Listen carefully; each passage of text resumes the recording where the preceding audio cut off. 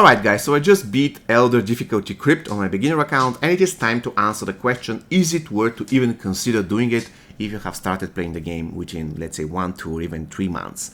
Let's go into it. Short answer is no. Now let me explain to you why. First thing first, if you don't have a really good team, in order to finish most of the fights, you need to use a lot of consumables.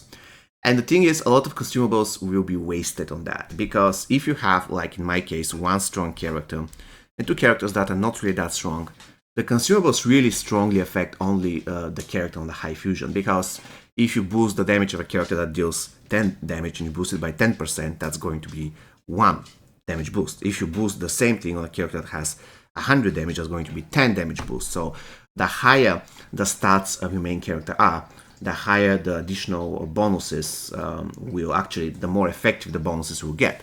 So in a way, if you have 1 strong and 2 weak characters, it's not really worth boosting the stats of your team. It's not really worth at all, because the bonuses you're going to get on your weak characters are not going to be great. With that said, on top of everything, I didn't really get tons of hearts. So it was all for more or less nothing. I didn't get any crypt dropped, not a single drop whatsoever. So at the end of the day, I got slightly more hearts that I usually get from heart, but it isn't really worth the drama, it isn't really worth the consumables. And of course, you are going to die in Elder.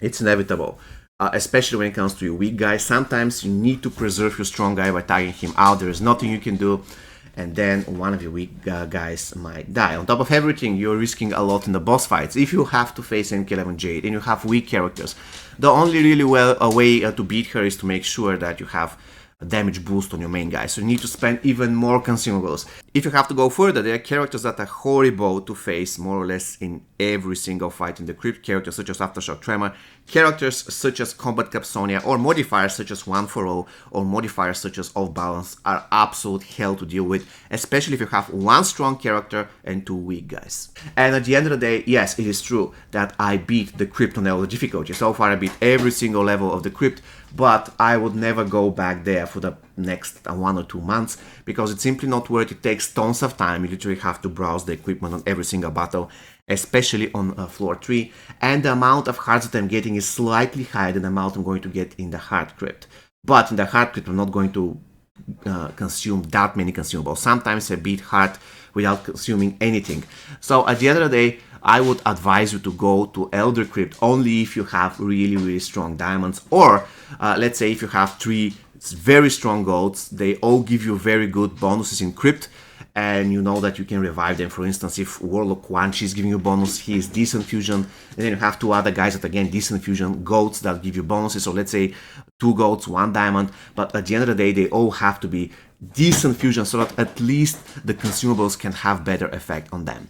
Alright guys, I hope you found this video useful. Once again, I have to summarize: don't bother with the Elder Crypt if you're a beginner. Just farm hard and normal, whichever you find easier.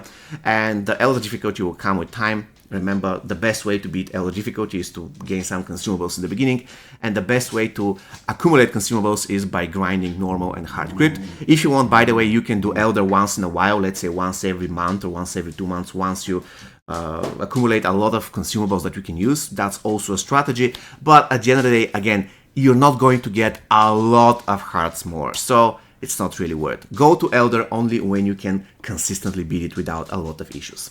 See you next time, guys. Take care.